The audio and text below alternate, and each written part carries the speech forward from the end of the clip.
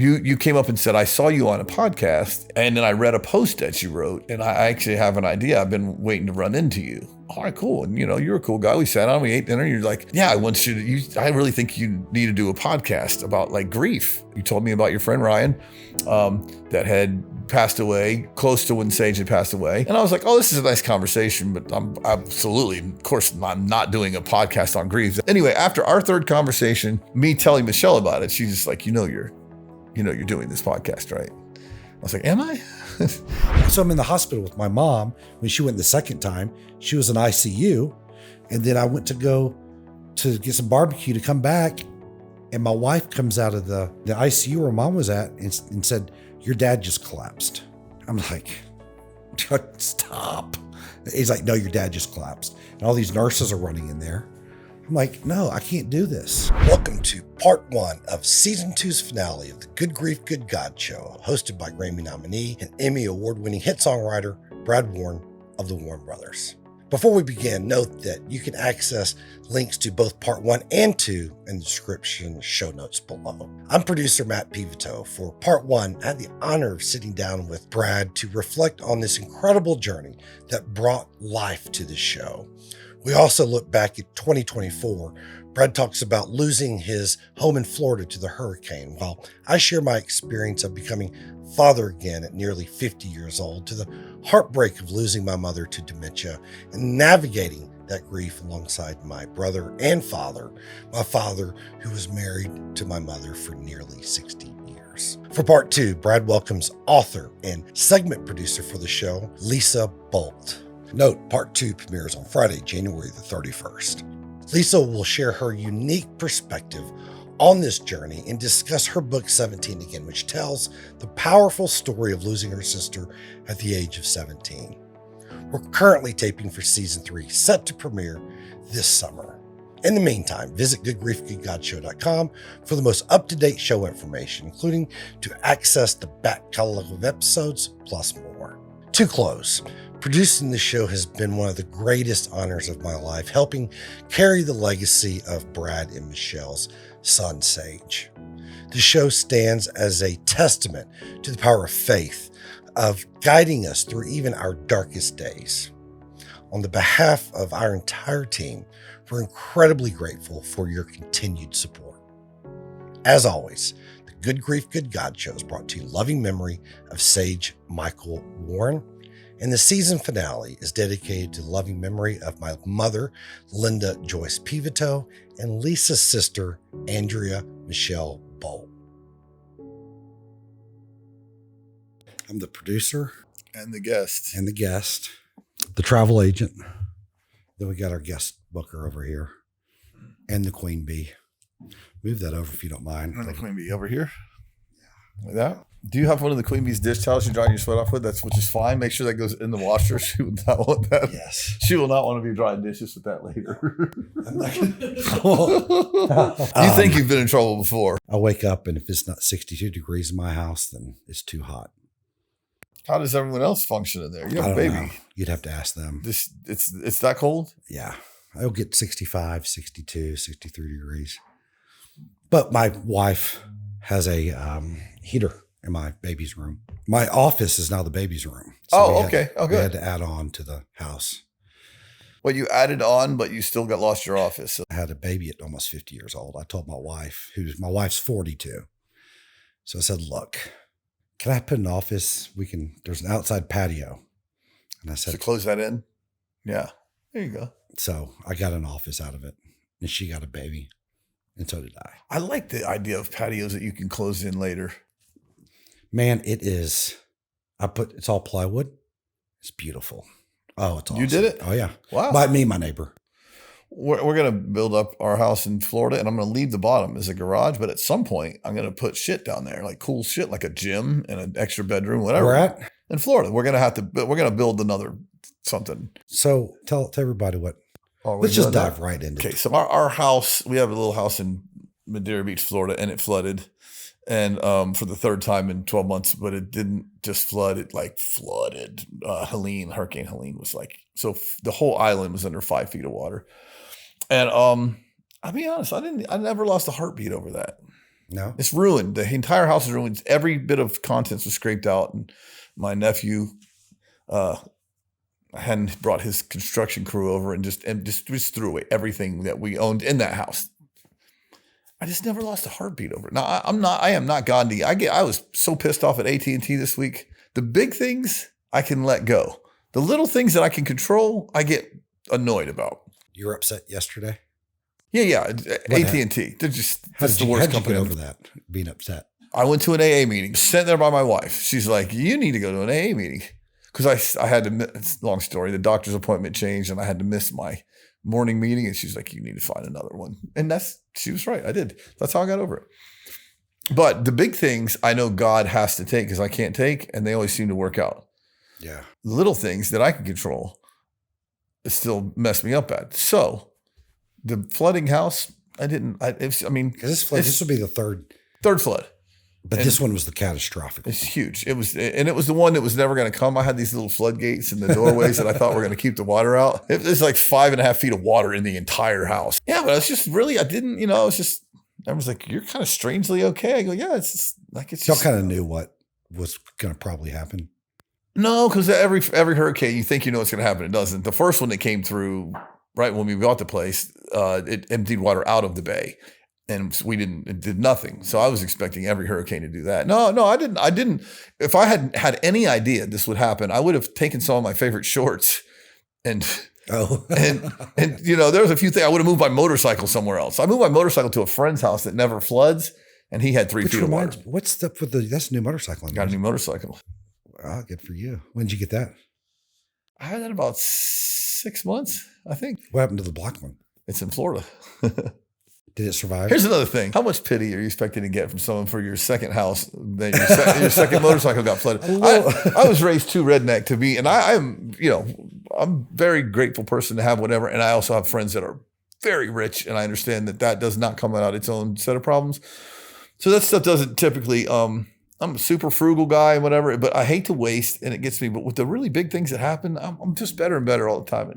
I think about that story, you and pulling up to McGraw's plane in your Toyota Corolla. It was landing on McGraw's plane, and we got to Brett's Toyota Corolla, and the battery was dead. So we're standing there with a crappy car that won't start, and the private airport FBO. You know what I mean? The private plane. So everyone kind of coming in and out of there is either working there or they, someone that's riding or flying on a private plane. And we're out there trying to get his Toyota Corolla. Yeah, we find the beauty in that. Yeah, did he just McGraw just look and just scratch his head? No, he was gone. His car comes out to the plane. Oh, got it. Somebody greets him. He has no idea where we park. I think he thinks we just appear there. Yeah. Here's an interesting thing about recording artists. They believe that songwriters have no life whatsoever, because if a recording artist, that's especially a famous one, calls a songwriter and says, "What are you doing?" The songwriter says nothing. Because that person might want to write, and that's your chance to get that hit. So we could be in the middle of Christmas morning, and if a big artist calls, we have just been programmed to go, "Oh, I'm not doing anything. Well, you want to get together and write a song now?" So we're always available. So we land on the plane. He gets in his G-Wagon or whatever, and he's home before we ever make it to our car. Before we walk, unload the luggage. We're out in a parking lot, like a long parking lot. Does he reach out to you about assuming, let's say he's doing another record right now, will he reach out to you with song ideas and say, "Hey man, I've been thinking about this"? Yeah. Artists do that very often with you? No, he's the one that not, I wish more artists did it. But no, he's good about that, and he'll let you know what he's looking for, and he'll send us ideas and stuff. Not as many artists do that. No. And I'm getting old now. I don't want too many people hit me up for too many things. So how did we meet? Yeah, let's hear your story and I'll hear mine. Well, you don't remember my story. Okay. So I was booking agent for 15 years. I was booking Randy, Eli Young, and all those guys doing the Texas thing. And y'all were on tour down there. And you still don't remember this. You were on tour down there. Somehow. Was I still drinking? Oh, yeah. Okay. Yeah. And I remember I got your number. I think that was on the latter side of things, probably right before you were getting sober, where you were kind of figuring out what y'all were doing. And we spoke a couple of times on the phone. Right before we got sober, in the year before, the year and a half before, we had a thing where we were going to really delve into Texas. And that was probably when we met. That's right. We really wanted to go. We did a tour with Robert Earl Keen. And the truth is, I love Texas, but you can't be from there unless you're from there. That's right. And I'm not, we weren't trying to like pose or fake or anything, but I'm like, they'll love our music. Damn it, we're going to Texas. Yeah, so that was probably 03, 04. When did you get sober? 05. Probably within months of you getting sober. And that was one of the years of trying to be sober and not being, you know. Yeah. And there was that 6-month period where I had started drinking and using again, but I hadn't told my wife, you know what I mean? As if she didn't already know. Well, here's my story of how I met you, because that obviously I was oblivious So to. Fast forward. So I'd say it's 4 years ago now, something in that nature, right? April of 21. Was it COVID or was the year after? When was it? 21, I think. 22. Maybe 22. It was 22. Okay. April 22. And we do the Mac, Jack, and McConaughey event. It's a Austin, Texas charity event. And our friend Jack Ingram, our friend in common. In fact, somebody called us about doing Jack's podcast while we were there. Yeah. No, it was Kevin. Just an email. Kevin. Yeah, it was Because Kevin. I produced Jack Ingram's podcast. Yeah. And so I was like, yeah, absolutely. I'd love to do that. It's just nothing more fun than talking to Jack Ingram. So yeah, we'll come in a day early and do that. And then it didn't work. And we were. Oh, that was okay. That was January because y'all were doing the thing with Liz Rose. Yeah. It was January. It was the songwriter to you, or something like Songwriter you. Love Texas. It's just so. I wish there was more of it on the ocean. No, that it'd be, yeah. But I'm in catering at that event, and then you come up to me and you said, "Hey, I saw you on a Jesus Calling podcast." Thought y'all had a podcast. Yeah, you thought it was our podcast, and so you came up and said, "I saw you on a podcast," and then I read a post that you wrote, and I actually have an idea. I've been waiting to run into you. You know, I'm like, all right, cool. And, you know, you're a cool guy. We sat down, we ate dinner. And you're like, yeah, I really think you need to do a podcast about like grief. I really like what you had to say on that. And you told me about your friend Ryan, that had passed away close to when Sage had passed away and how much it hit you when you heard it, whatever. And I was like, oh, this is a nice conversation, but I'm absolutely, of course, I'm not doing a podcast on grief. That sounds like the least amount of fun ever. And then, so that's the day we met, and we'll get back to that and let your version. But it's funny, I've told this before, but I came home and I told Michelle about our conversation. Then we talked on the phone once, and I told Michelle again about that. But the whole time I'm going, yeah, I'm not doing a podcast on grief. People have brought podcasts my way before. I'm a bad social media person. In fact, I'm a non-existent social media person. Lovely Lisa Bolt does the social media that you'd see from us. And I'm like, this isn't going to work for me. We always kind of went from it, but it seemed like a fun thing, but doing it on grief didn't seem fun at all. Anyway, after our third conversation and me telling Michelle about it, she's just like, you're doing this podcast, right? I was like, am I? So anyway, that was my introduction to Matt. Yeah, because I was walking, we were catering, and I decided at the last minute to go to that deal. I forgot who was Chesney was playing. Chesney was playing, yeah.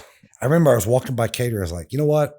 I don't want to be Gurmy, but I did the U-turn. I'm not capable of being Gurmed, by the way. Yeah. I was about to say. And then I circled back around, and I was literally going to continue walking. And I was like, I'm going to see where this goes. And I thought y'all had the podcast. I thought you posted one. And I was producing Jack's show and Jack's podcast. And then you told me about Sage. I told you about my best friend and my cousin who both committed suicide that same year. And then you lost Sage 2 years prior to that. And then got your number, got Lisa's number. And we talk on the phone. I'm on a plane to Nashville within a few days, meet you and Lisa. And within a month, we were taping Al Andrews. We had one false start. We had one false start. And then we by the way, we still have to get back. It was Tom Douglas. The recording didn't turn out, but my God, what a great guy he is. And we'll and it was Tom. And then I think the first one was Al. Yeah. and then Amy. Then the rest was history. Yeah. And it was, you look back at it, I was like, man, that was way too easy, the way that fell into place. It's an interesting thing too, because I mean, it's not everything that we do, everything I've done, it has some sort of point. Either I'm going to make some money from this, or it's something I feel like I should do, a direct charity thing.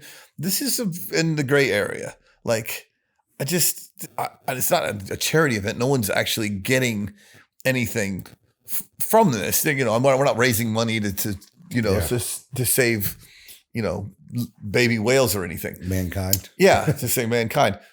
So it's just interesting. We're just going to do this, and we're going to put it out there. And so yesterday, I had breakfast with a friend I haven't seen in years, Brent Rupert. He's in a band called Everett, and he's an amazing guy and singer. I haven't talked to him in years, but he was just kind of telling me the things that he'd related to from this, especially about like the religious piece of how I grew up was never meant to be part of this podcast. It's seeped in because it's so much a part of who I am, good and bad, the baggage and whatever, but just how similar our upbringings were and how we were raised the same way and how much he related to it and that it was needed. So it's interesting. A couple years into this thing, it's just little bits and pieces.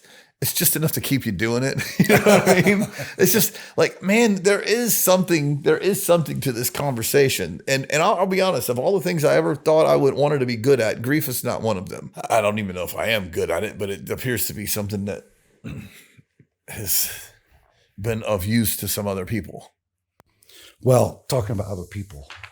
So I see, we come here, produce the show, take everything home, edit it together, put all the social media reels out.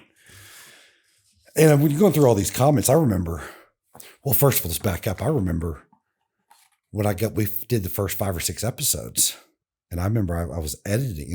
This was Casey Beathard, Jeffrey Steele, Al, and it was intense. I mean, I remember calling you up going, hey dude, are you sure you want to do this? Because I've never lost a child. Yeah. I can't imagine. I mean, watching this is hard. I can't imagine living through it and then having to hear the feedback from it and watching it again. Sometimes when you hop on social media, check out a few things. Yeah. I mean, are you sure? You and Michelle are cool? Because this is a lot. It is a lot for me. I can't imagine what it's like for y'all. Yeah. Yeah. I mean, I remember that. That is the easiest part. Opening the nerve, because we're an open book. Our struggles are there to help other people. If we're going to do that, I had to get used to everyone hates the sound of their own voice. And if you don't hate the sound of your own voice, you're probably a prick. And I talk too fast. And so I just had to get over watch. I'm like, yeah, whatever. Just put it out. I don't even want to see it. Just put it up. I said it. So whatever. And just let it be. And so it's actually been really easy to just because you can take control on that end and do it. I mean, if it's going to help somebody, yeah, rock on. Let's do it. If I sent you all these comments every day, y'all would, I don't know how to get through the day, much less, because it's pretty intense. I mean, I'm just going to go over some of these. I've buried 2, my daughter 19, my son 22. It's been a living nightmare. I lost my daughter into an accident I was involved in, and that she was involved in 2000. It still hurts as if it was yesterday. I really appreciate y'all doing the podcast. I lost my 23-year-old son. Now, this is on one post, Granger's. Wow. I lost my 23-year-old son, and every day I struggle to live, and every week I have these thoughts. It is the worst thing I've ever been through, but I really appreciate y'all doing this. I lost my son the same day he was born. It cripples me. Thank you for doing what y'all do. This made me cry. I too lost my son, and without God, I wouldn't have made it through it. I lost my son 15 years ago due to a car accident. I know I will spend eternity with him, so I live every day like it's the last day. Just one comment, simple comment. Fentanyl took my 22-year-old son. Thank you for this podcast. I lost my brother to suicide a month ago. The shame and guilt and feelings are sometimes unbearable, but the YouTube podcast has helped so much. Can't wait for further episodes. I lost my 13-year-old in 2020 due to a four-wheeler accident. I lost my son to suicide in August, and my thoughts on paper. And I put my thoughts on paper, and I can't thank you and Brad and Michelle enough for doing this. Thank you for sharing your faith and grief. We unfortunately lost our son Walker October 16th, 2022, hours after his 21st birthday. So this one lady emailed me. She goes, I just lost my son last week. I can't thank you and Michelle enough for doing what y'all do. And the other one said, I lost my son on August 15th. 1 week later, I lost my other son. So again, this is 5 pages, and I could have spent, this could have been 30 pages. And that's what's the most powerful part about this podcast was like, when I got into it, didn't know what I was getting into. Mm-hmm. Hence when I called you and say, hey, check with Michelle, make sure that like, this is a lot, and especially to be addressing it all the time. It's kind of good that I resisted, because if I had told her what I was doing, she might have been like, what are you doing? Yeah. But the fact that I didn't want to do it, she's like, oh yeah, you're doing that. And then when we did the first one in the wrong location, it just wasn't right. And she saw it. She goes, no, you're doing this in our house. And I'm like, oh, I don't know what you're getting into.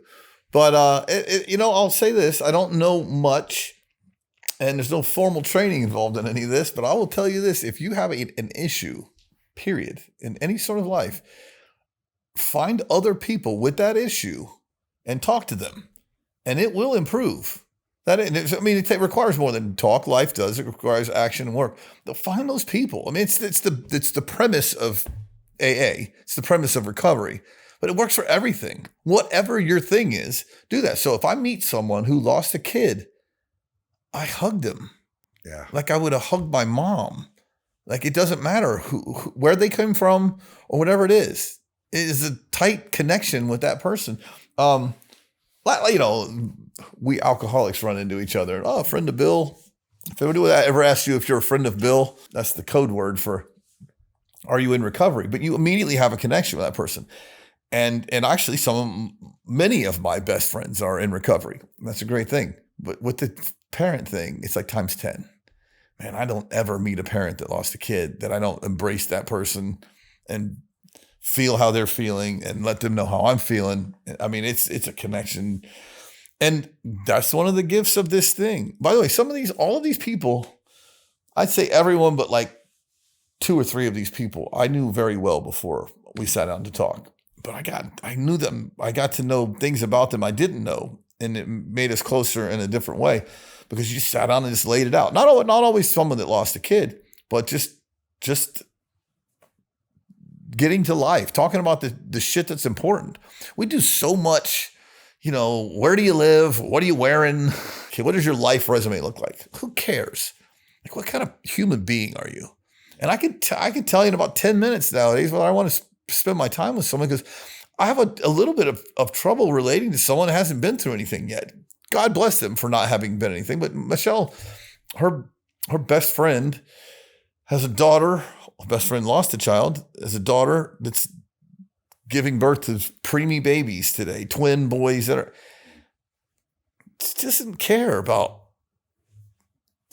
the things that we used to care about. It's just different. There's just things that are more important. And it's amazing after doing all this stuff over the past number of years, how many people I know and didn't really realize, and I'll get to this last comment here in a second, but I didn't realize like, oh, wow, my dad lost his brother. Therefore, my grandfather had to bury one of his sons. And my best friend from the time I was born till I got into 7th grade, Brian died when he was 4 or 5 years old. And I mean, I've ran with Jeff every weekend in high school. And you just don't put. You didn't think of it in those terms. No. My grandmother lost both of her children. My dad had a brother, and this kid died when he was 12 of cystic fibrosis, which I think now would be an easy fix. There was medicine for it back then. And then my dad died at 60. So at 80 years old, she lost both of her kids. And I just didn't get it. Like, I feel so bad. In heaven, I'm chasing her down so early. Like, I'm so sorry. I've called Miss Fortune up. I called a couple other Yeah. I was like, hey man, I was like, Mr. Just Fortune. didn't get it. Yeah. I was like, you lost. Like, I saw Brian that night. He died 5 hours later. And I was like, I called Miss Fortune. I was like, tell me about Brian. Like, and she told me all. I mean, we talked about it for hours, but it's just like I was so oblivious.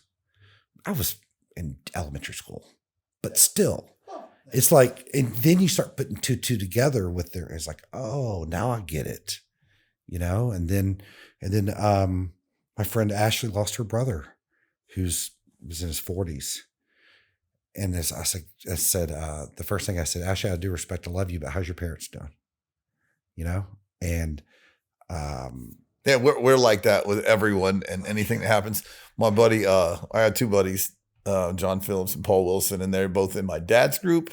So there's that, and then we have other recovery ties, and so we've been together to speak to like younger kids rehabs before. And my buddy John always says, like, he doesn't say you little shits, but I know he's thinking that. He's like, we're not here for you. We're here for your parents. Like, let me tell you what a parent goes through. And he lets this, you know, and man, it's just powerful to kind of have the realization of the moving pieces that are going on in anyone's life. Unfortunately, it's way more common than you think. I don't know if it's just hitting me all of a sudden or it's because I'm paying attention to it, which is probably both. But man, so much childhood depression. 25% of high school girls have suicidal ideation. Oh yeah. What the hell is going on in our society that whatever it is, it's social media or whatever's going on. So, and I just would have been one of those things. I'm like, oh, well, have some discipline, go to work. I would have had some short answer. And by the way, those are things that are all still probably true. But once you've been through something, you immediately have the grace for the other people that have gone through that. And I'm like, the people that lack grace in life, they just haven't had their puppies run over yet. They have had their puppies run over. They've just stuck their heads so far down in the sand that they pretend. Maybe so. There are people that I do know of a couple people that have like lost a child and they're really drunk and having this diatribe about it. I'm not over it yet. And I'm like, yeah, you're not ever going to get over it. And I don't want to get over it. I don't want to get over grieving my son. I want to grieve him successfully. Yeah. I don't want to get over grieving my son. What is that about? Like, so I'm good now. We're all good. So you're forgotten. No. So I don't know. I don't know what the answers are, but I definitely know where there's some no's. And that the idea of moving on and accomplishing, you know, success. We've passed this point of grief and it sucks. It sucks. So I cold plunge because I want something to suck in my day bad enough to make the rest of my day a little better. It's kind of like grief. That's what so I have friends that have lost children. And they'll say, well, what is Brad? How does he? I was like, man, I don't know, but his bad habit is working out. And it's not really a bad habit. That's what he does. Like Michelle says, what you're doing is not necessarily bad. It's your compulsion to have to do it is a little weird. The last comment I'll read here, which kind of leads you to where you're going. We lost our 15-year-old son, Josh, in April of 2020, a month before Sage's passing. Josh battled depressed and suicidal thoughts. And she continues that Josh had a great year beginning his freshman. This might sound familiar. Josh had a great beginning of his freshman year. But as you know, early 2020 ushered in COVID and the lockdowns and the cancellation of both school activities and work that found stability within. The chaos of the pandemic spun him out of control, took his own life April 2nd, 2020. We were completely devastated. She continues, 11 months later, this kind of where it comes in with my story. 11 months later, my 82-year-old mom had completed her 8-year journey with Alzheimer's. That grief hit us in a different way as we'd been losing tiny pieces of a mom for 8 years. It was the longest goodbye of my life. So thank you again. You're doing great work. So that's that. So let's talk about your mom. It was 6 weeks ago. So it, you know, I thought about being a guest on here and talking about my mom. Like I've just been running, blowing and going so long for it. And for the past 5 years, but really the past year. And I thought, well, you know, I'll cry over spilled milk. But I was like, man, okay. You see all these you see all your dads and moms coming here. They're so strong after losing a child. And I always preface this to you, Michelle. Because I lost my best friend to suicide in April of 2020. Lost my cousin to suicide a few months before that. And so it's like sometimes I feel minute, like, okay, you lost your mom, you lost your best, you lost your kid, whatever. You didn't lose a child, right? So obviously this is on a completely different level when it comes to losing a child, and smaller level per se, still a loss. But yeah, so how we got in this podcast, obviously my cousin committed suicide, my best friend committed suicide. And I've been dealing with my mom when it comes to dementia for the past 5 years. And I guess we started battling about 2018, 2019.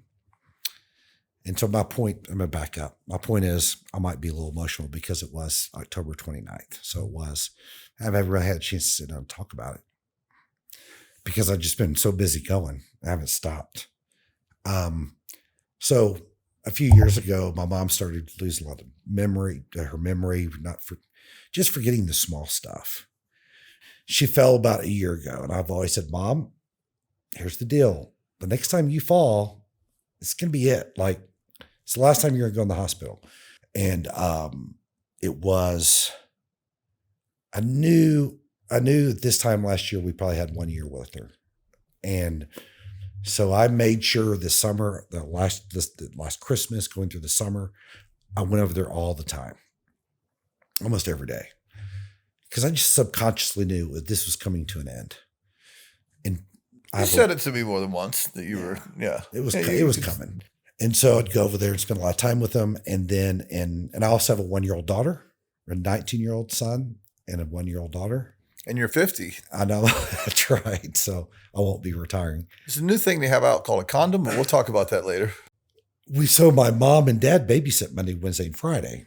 So my mom would, I would see them obviously every Monday, Wednesday, Friday, because then my niece would go over there and help my parents babysit, because it's a lot for two 82-year-olds, especially one with the dementia. So it was neat to see my mom interact with Perry and get to know her. But this summer came, and we could tell it was getting bad. And the dementia is just awful. It's worse on the family than it is the patient, because the person doesn't know they have dementia. Ignorance is bliss. Yeah. Absolutely. Yeah. And so there was a lot of learning how to do in the spring and the summer, because she would want to go back to, she thought we were at Baylor. Like, y'all got to be real quiet. She graduated from Baylor. She goes, you and Charles Ray need to be real. Y'all are going to get in trouble, and the dorm mother's going to come kick y'all out, and I'm going to get in trouble. Do you ever think that thing sends us back to the traumatic points in our life so that we could, like, the things that we worried about, like? It's interesting. One thing that, and I'll get to this in a second, but there's one thing that dementia patients don't forget towards the end of life: Jesus. They always talk about our pastor was, after my mom passed away, our preacher said, there's one thing about, I was telling them all the stories. This is a couple of days later after she passed away.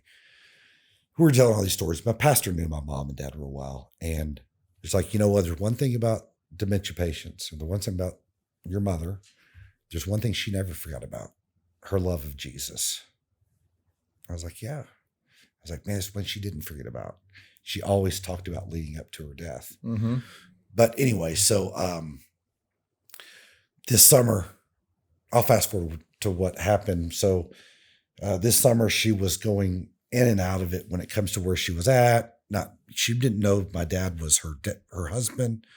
Thought it was like her boyfriend. She'd think, but your father's going to leave me. He's going to divorce me, isn't he? I was like, no, Mom, everything's good. And then you're talking about a couple that never fought, married 60 years, married in 3 months.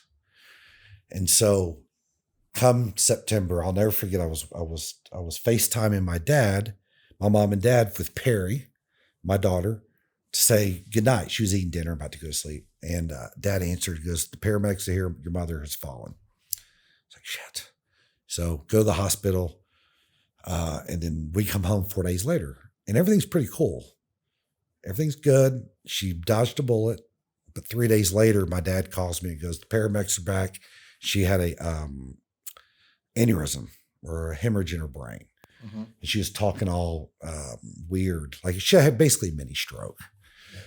And we went to the hospital that afternoon, and that was the night. That was the hardest night of the month leading to her death, because, you know, her mouth was all crooked to the side as she's talking, and it was tough. And then, and that started the month long, you know, the closure leading up to her death.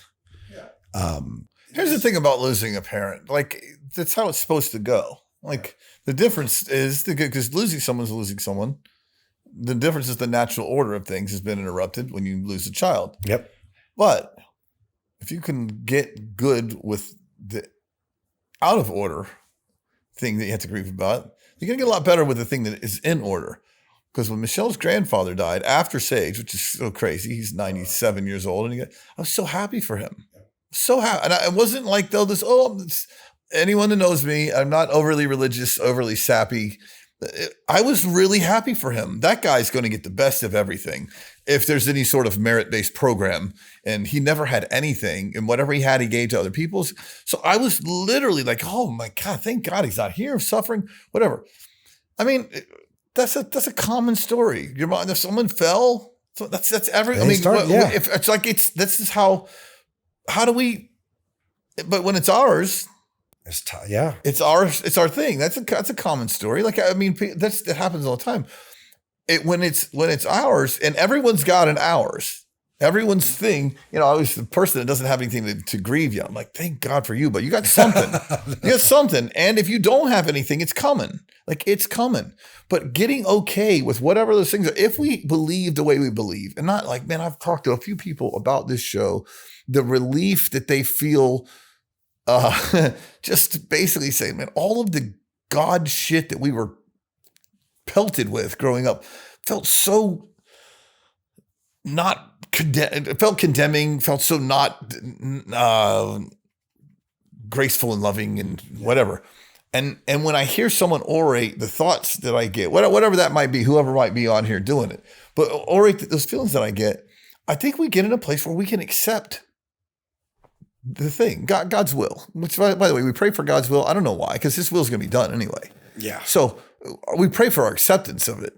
And so by you, and I'm not saying that this was an easy thing for you, because it's not, it was an easy thing for you. It's going to be hard. It should be hard. Yeah.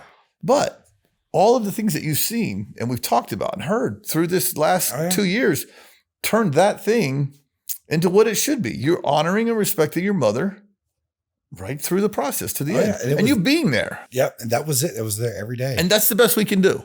That's all we can do. We gotta try to come in and fix it because we want to fix things as men. Yeah. And you're not fixing that. Fix it, and you're helpless. And I was coming in, and we had a great October. Fantastic October. She was really on her A game with her humor. But we knew the hard part was telling me to sit down with my father.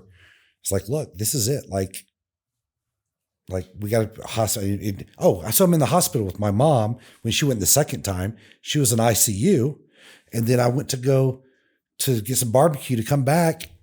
And my wife comes out of the ER or the ICU where mom was at and said, your dad just collapsed. I'm like, stop. He's like, no, your dad just collapsed. And all these nurses are running in there. I'm like, no, I can't do this. I just can't. And then, because mom's always been relatively sick with quotes her whole life. Everybody kind of knew mom was going to go before dad, or we at least hope so, because dad was always really, really healthy. He's always still healthy, but dad collapsed and we rushed. His blood pressure like 30/70. I'm sitting there going, I can't see. I'm watching my mom die. I mean, this is going to be a 4-week burial, and now my dad's about to die. Like, I can't do this. So he was in the hospital for 3 or 4 days, and my mom was in ICU for 3 or 4 days at the same time. And then that's when when dad got better, that's when I had to sit him down and go, hey, it's time to start getting a hospice, and I had to get nurses for him to help, because my dad couldn't take care of my mom. And that's when it hit my dad, was when a couple of days after being home, after they got back home, that was when it hit my dad's always the one that's been the caregiver. And I'll never forget, he tried to stand her up to use the restroom, and he couldn't do it. And that's when he came in. I've seen my dad cry a couple times in his life, but that was the first of many days of seeing him tear up. You said your mom was on her A game with her humor. Was she funny even with dementia? My grandfather Oh, was. are you kidding my me? grandfather had dementia. He was the funniest. Oh, and I would poke. I would poke at her in October. And it was a great October with her, that last few weeks.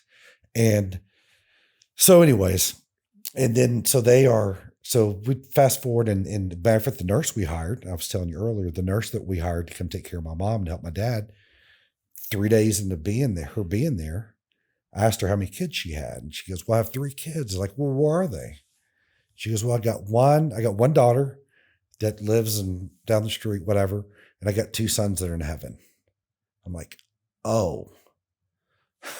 And that triggered a longer conversation. And you actually talked to her on the phone. Yeah. And it's amazing how God works. It's like, what's the chances of my mom's nurse that took care of her, my dad, helped my dad for the last month of my mom's life, having lost 2 children. And they're within 2 years of each other just recently. And so, but she was on her A game. And then I called Cory Morrow up to come. I said, hey, Cory, what are you doing? So I said, would you come? Because I've known Cory since the late 90s. He knew my mom. I said, hey, man, why don't you come?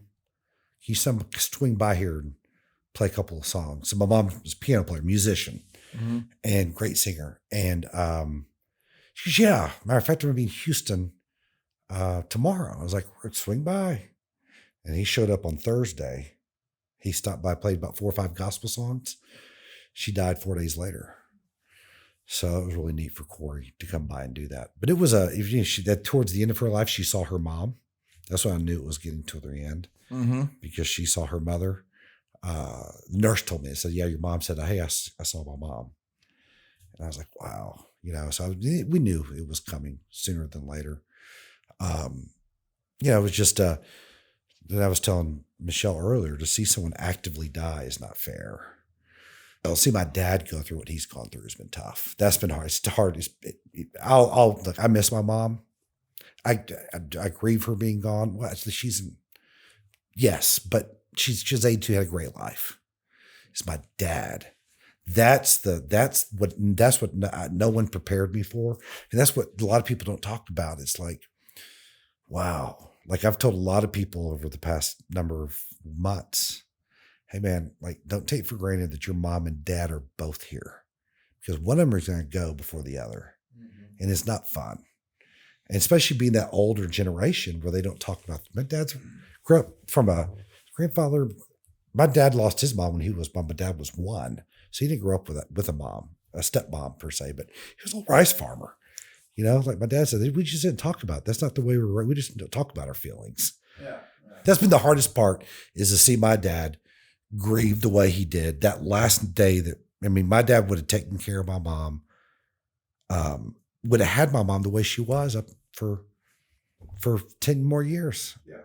And so he just, the last thing I was telling you the story, and I'll wrap up here, is I told him this, when the nurse came in that last day that we had hours left, like 18 hours left after having a couple of hours left, told by the nurse in the hospice.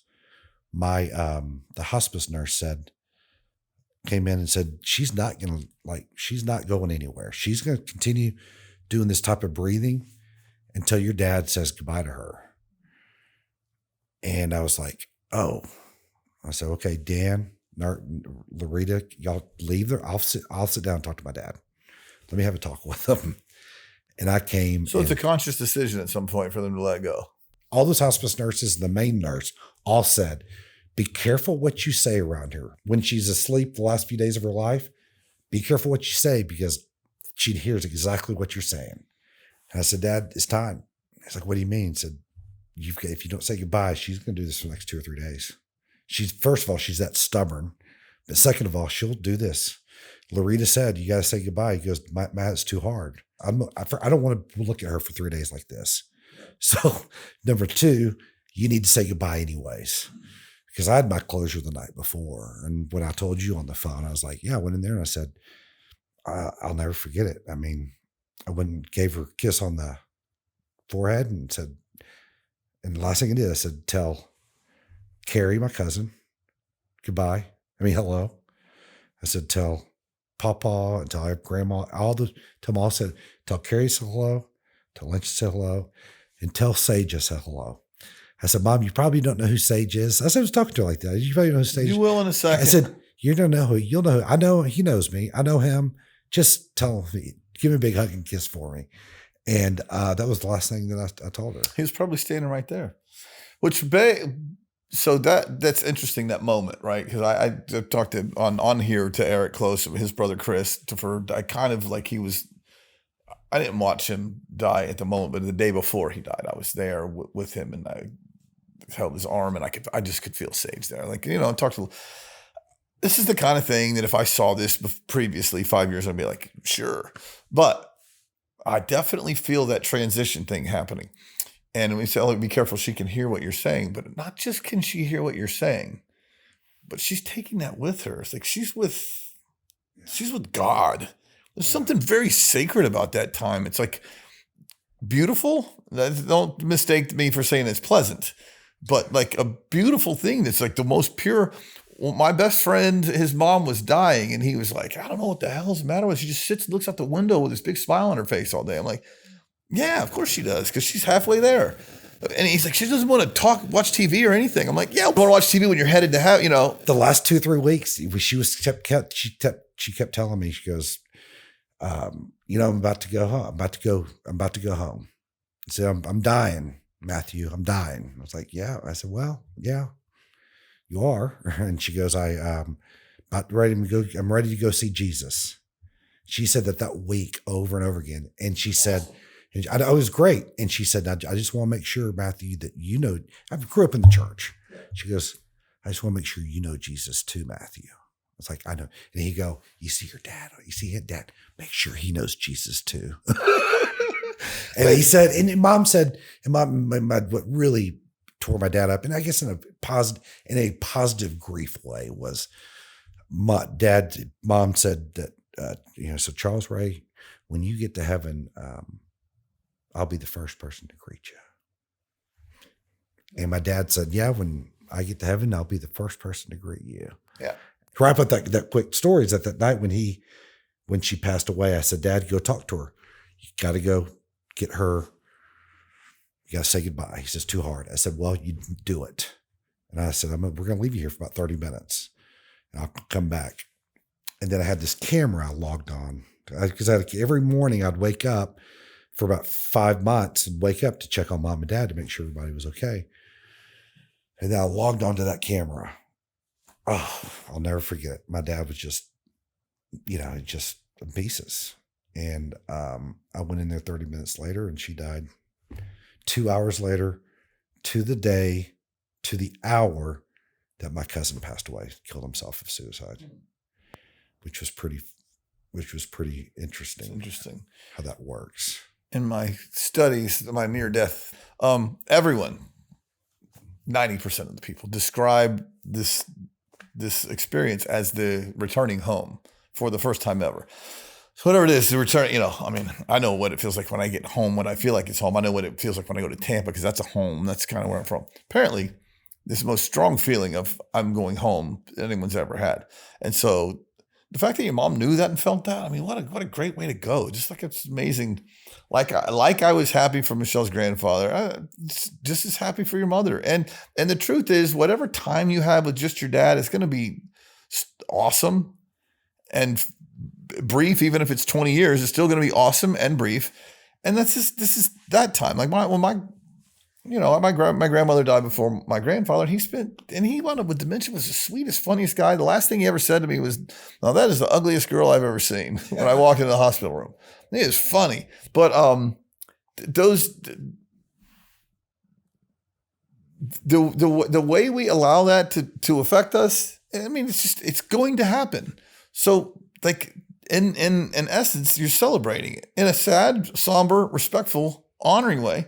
But that sounds like the way that nothing in that sounds like not the perfect way that you're supposed to go. It was storybook. It was a storybook ending, but there's that caveat of now seeing my dad getting through every day. So my dad just recently purchased the house next door to where I live. And he's like, your mother her biggest thing was me worried about me weathering away in here, just not going anywhere. It's like, yeah, that's why I sort of made you buy the house next door, so you wouldn't wither away, because that's what he'd do. And both of those nurses told me, they pulled me aside a number of times and said, when your mom passes away, you better make sure that you take care of you and your brother take care of your dad, because he'll be dead in a year. I said, she goes, she sees it all the time. And I said, so make sure you keep him busy. And I said, I'm going to do my best. But he said that, he made a comment the other day. You can tell he's processing it, because he said he was at church. He goes, half my Sunday school class have lost their spouses. So I can sit around here and feel sorry for myself the rest forever. But I said, well, it's okay to feel sorry for yourself. But isn't it odd that we have this survival instinct that we're all trying to live as long as we can, and yet when someone leaves before us, we're like, shit. Yeah. It's a strange thing. Why we have this instinct to survive. You jump in drowning water and you're fighting to get out of it. Why are we on the survival instinct? And yet when someone goes before us, it's a very odd thing. It's like you say, you're not trying to play Frogger in the highway, but I'm just very comfortable with the idea, with the concept of we are going to die. Yeah, it's like people getting hair plugs or whatever. I'm like, why? Like, I'm okay going bald. Okay. It's the first time I've ever seen you without a hat on. Why would you do anything to your hair? I don't have much of it left.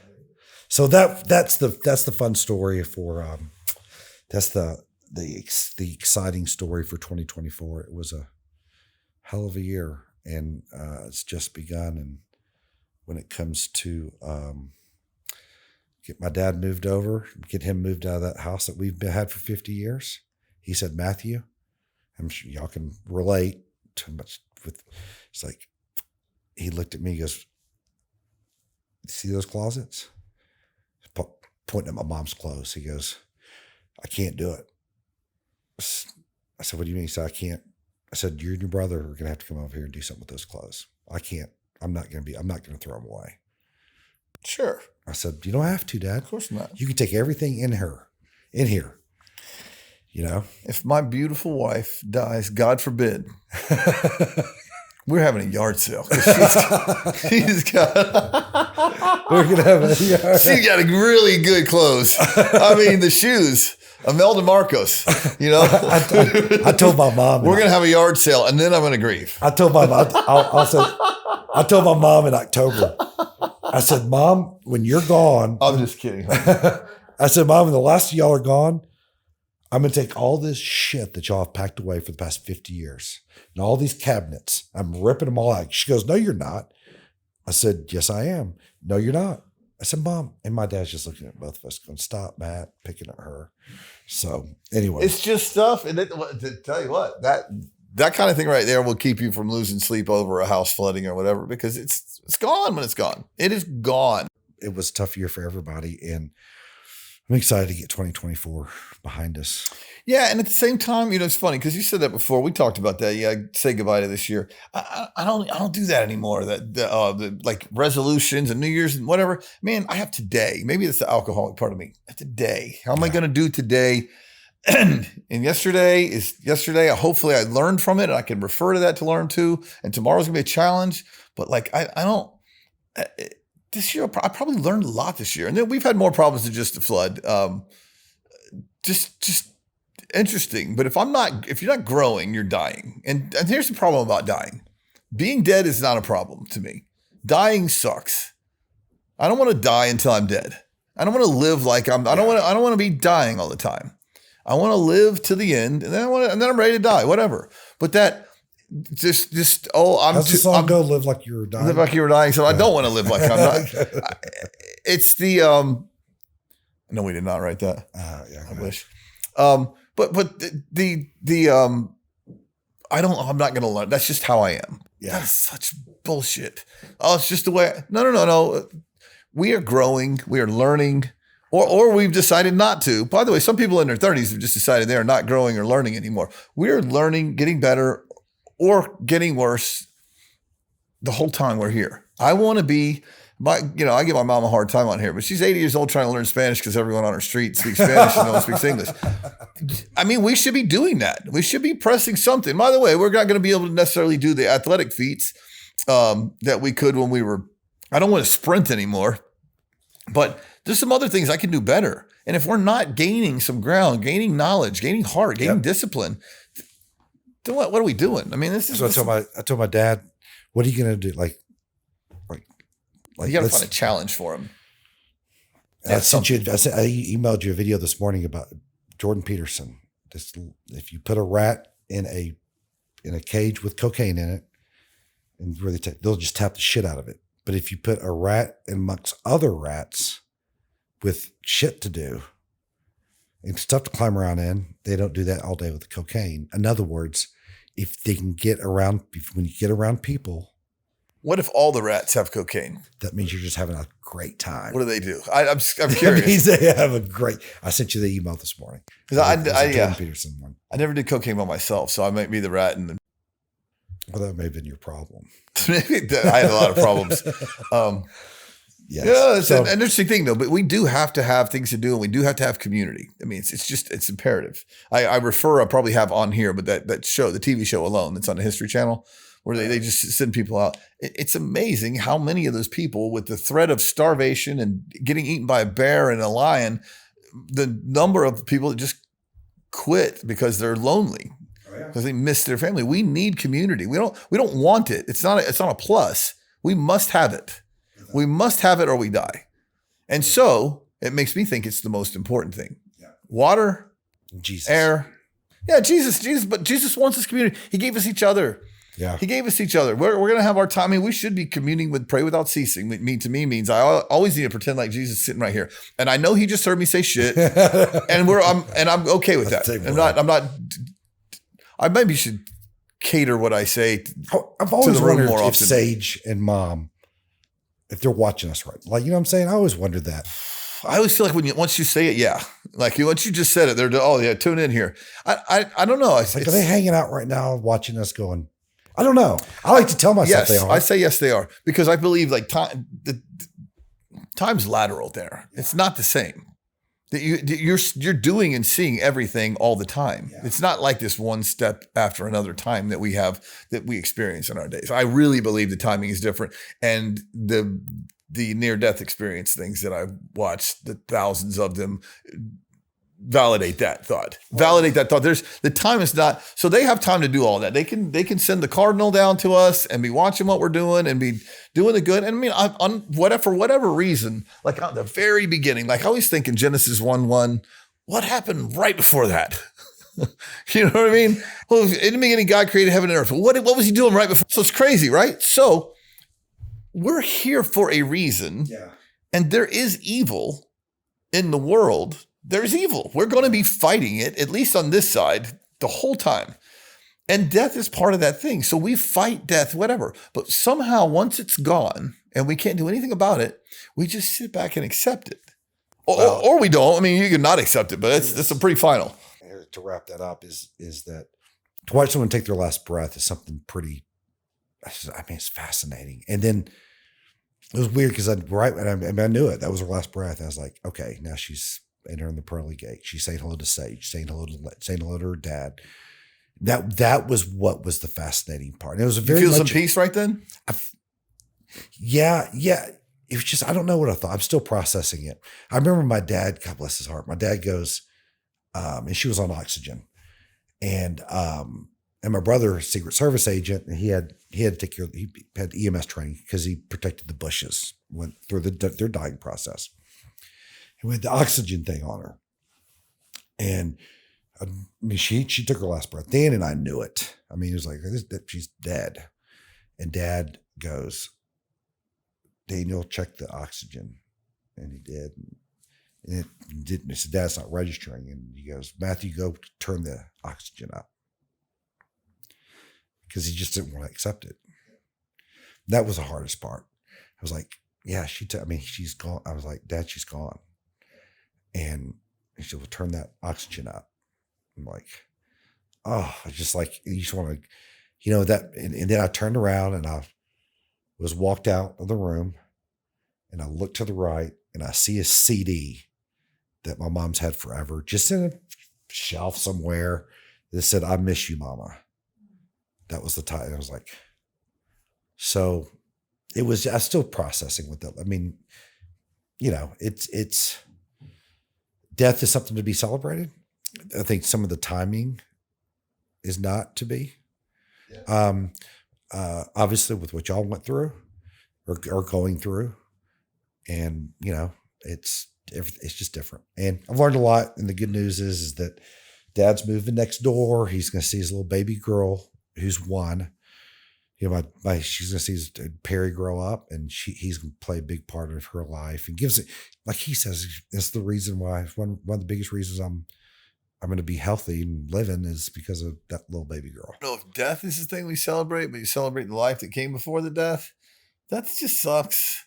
It sucks because we wouldn't be fighting it so hard if it didn't suck. But 4 years, the one thing that y'all have taught me is I'm not afraid of dying. It's like, so if I die, I'm not playing, like you would say, I'm not playing Frogger in the car, but so I mean, I don't want to die anytime soon. I'm probably afraid of dying, but I'm not afraid of death. Like if it was a door, I can walk through it really easily.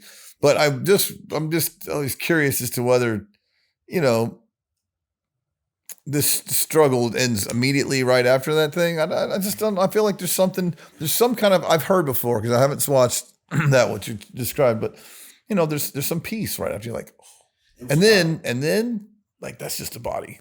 So it's interesting you said, because Dad said turn the air, because the oxygen is the whole time. You know, it makes a noise, kind of a loud noise. The oxygen machine was turned on for a month, and I went over there. Dad goes, turn the oxygen up, and I turned it up. I said, Dad, she's gone. And I'll never forget. And then I looked at her and then I just go over there and I turned the oxygen machine off. Then it was silent. And that was hard. The silence was the difficult part. And then the next day we, oh God, and I'll toss up a picture right now of my dad. The next morning, my dad was sitting there.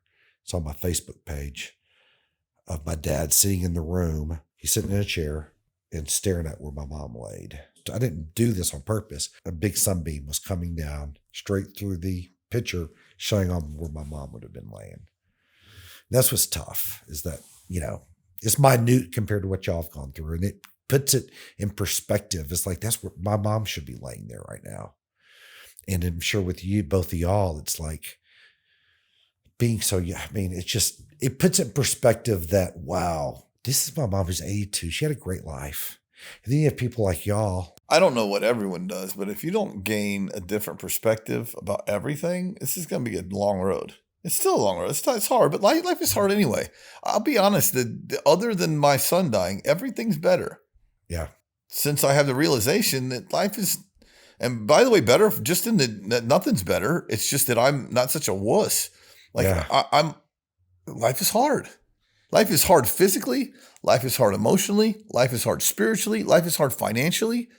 Suck it up. Like go. I don't mean suck it up. That's probably the wrong thing to say. But like face that shit. Face it. Don't put it off. We have to go face that shit, or else and you can either go look for the pain and challenge it, or run from it and let it overtake you at some point. Yeah. And I'm just not going to let it just sit here and wait for it anymore. Go get that. This right here, sitting down having this conversation, is chasing the pain. I'm running it down instead of waiting 5 years and letting it overtake me. It doesn't make everything perfect, but it's much better. This life is a struggle. Name me the person that you know who isn't struggling, hasn't struggled, isn't going to struggle in the future. I don't know anyone. And I know lots of people. And by the way, money and fame and or comfort or physical gifts or physical, it doesn't matter. It doesn't matter. I've seen them. I know them all. And everyone struggles. So whatever our struggle is to the end, I mean, getting the perspective of it and going, I'm going to face this pain right up to the end. And I was really kind of most of my life looking for that day when I would be like, I'm not doing anything else. Yeah. I made enough money. I was healthy enough. Give me the cigarettes back. Whatever it is, and I'm done. No, it's not it. No, it's a struggle the whole way. No, we're going to struggle with something. And I accept that struggle. Whatever that challenge is, don't necessarily want it, but. So as we wrap up here, and we're going to toss it to you and Miss Lisa, what's Christmas look like for y'all as a family? Because I come in here at Christmases and I do notice I do know the one thing that shines out is that there's no Christmas decorations. The first year when Sage died, we didn't put up any Christmas decoration of any kind, and we went to Florida. And we took our boys and my in-laws, and my mom's already there, and we just were in Florida, and it was great. And then we wound up buying a place in Florida. We liked it so much. And so we've been there every year. Interestingly, I work with a lot of these men, and I mean alongside them. I don't work on them. I work with them. We meet at my house, but it's all us working alongside each other. Men don't look at the date that much. It's just another day, and we just go through it, whatever. I don't really care about Christmas decorations anyway, so I'm kind of happy to not have the house messy all the time. Yeah. Women tend to, the days leading up, like the day of Sage's passing or the day of his birthday might really affect me, but I don't let it, and it doesn't lead me up. But the women, not just my wife, but almost all the wives of the husbands that I talk to, the mothers, the time leading up is really difficult for them. The whole holiday season is tough for Michelle, which is different. Men and women are different. Each person is different. I'm sorry to break it to everyone out there. Men and women are different. My bad. So this year we're going to Buffalo, which is where Michelle's from, and to see family. And,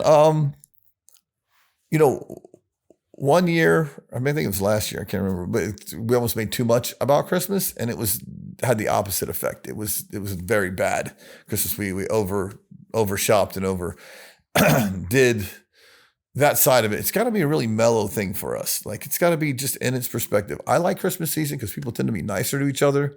Everyone tends to relax. They have different kinds of coffee at Starbucks. There's things about Christmas that I don't hate, but like, the over gift buying and the decorations are fine for other people. I'm not going to put them up. That was never my thing. And holidays are just different. They're just different. So I'm not bah humbug with it, but I just kind of at arm's length. And I think Michelle's kind of coming to a place where a little bit of Christmas. Our other boys that are here with us, they like a little bit of Christmas. So we had this little black Christmas tree. Jude and I both commented yesterday about Charlie Brown's Christmas tree. It's like this little black, it's kind of a dark Christmas tree. Anyway, the holidays are just what they are. They're fine, and we get through them. It's time to spend with family. I think it's harder for the women, not just my wife, mothers, but the moms, the moms that of the wives or girlfriends or whatever of my dads. It's hard for them. It's a longer process. So I just try to shut up and do what I'm told around the holidays.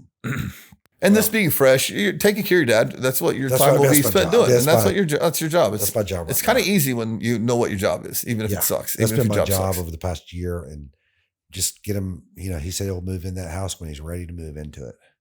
And he said it's 1 year. I said, I'll make a decision in 1 year, but we're going to buy it anyways. And that's what he bought it. And, so he hasn't moved into the house next to you. We just were closing on it here in the coming weeks.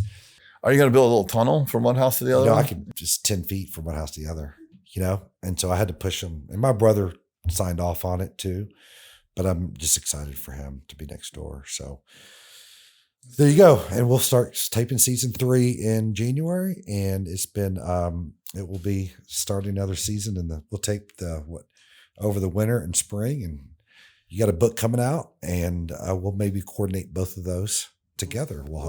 Just getting started on the back process of that. And I have to say thank you for making me do this podcast, because I would never have done it if you hadn't pestered me to do it. But it's been very cathartic for me, and I do believe that some people, the guests have been like amazing, and I do feel like we always said if we can help one person get through this, and I'm pretty sure that we have helped people. Those, like I said, I could have.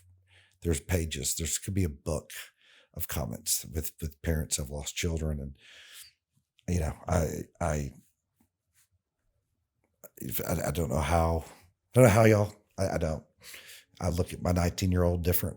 I look at my 1-year-old daughter differently, because of the stories I hear in this room, and the stories that y'all, and I'm sure y'all look at your children different. They're here on earth, and it's just. Oh, there's another layer of worry. Yeah.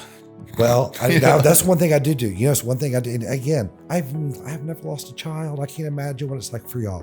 But every time my phone rings for my son, 100%, Like, is this the call? Is this the call been an accident? Is this his friend calling? It's like, man, and I send a lot of these episodes to him. I go, hey man, this could happen to anybody. Being a parent, if you care at all, is a wild and crazy roller coaster ride. It's tough. It's hard. I was excited about getting my 19-year-old in the house. A couple of years ago, I was like, yeah, we're gonna 19-year-old, 18, or the 17-year-old's gonna get out of the house.